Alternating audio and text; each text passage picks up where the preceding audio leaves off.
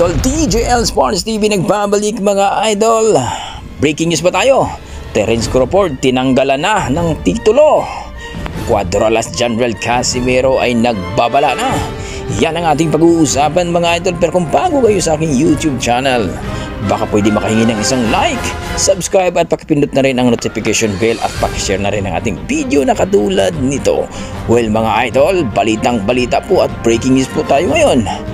Terence Crawford tinanggalan na ng belt sa IBF na kung saan mga idol ay umayaw daw itong kalabanin ang mandatory na si Ines.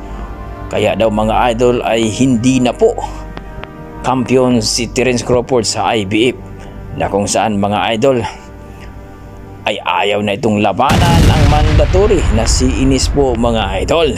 Alam naman natin nakakagaling lang ng laban itong si Terence Crawford dito kay Spence na kung saan mga idol ay nakuha nga niya ang 3 titulo dito kay Spence.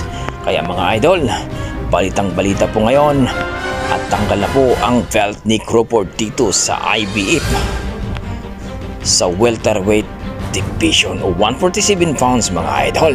Sa kabilang banda mga idol, ang ating pambato na si Cuadro-Las General Casimero, ang ating WBO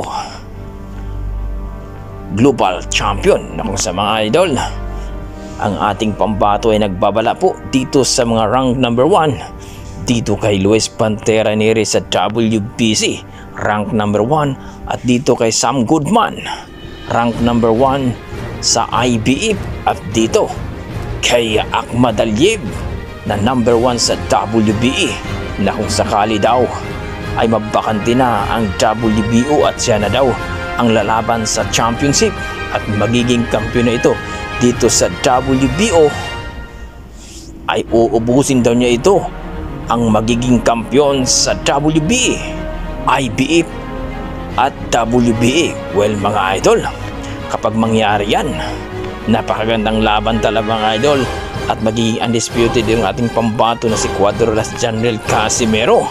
Basta daw itong 3 mga kampiyon, kapag maging kampiyon daw ito ay huwag daw silang matakot at lalabanan daw talaga si Cuadro-Las General Casimero para makita daw kung sino daw talaga ang mabangis sa luna, kung baga kung sinong maangas, si Cuadro-Las Casimero, Sam Goodman, Luis Pantera Neri o itong si Akhmad Aliyev.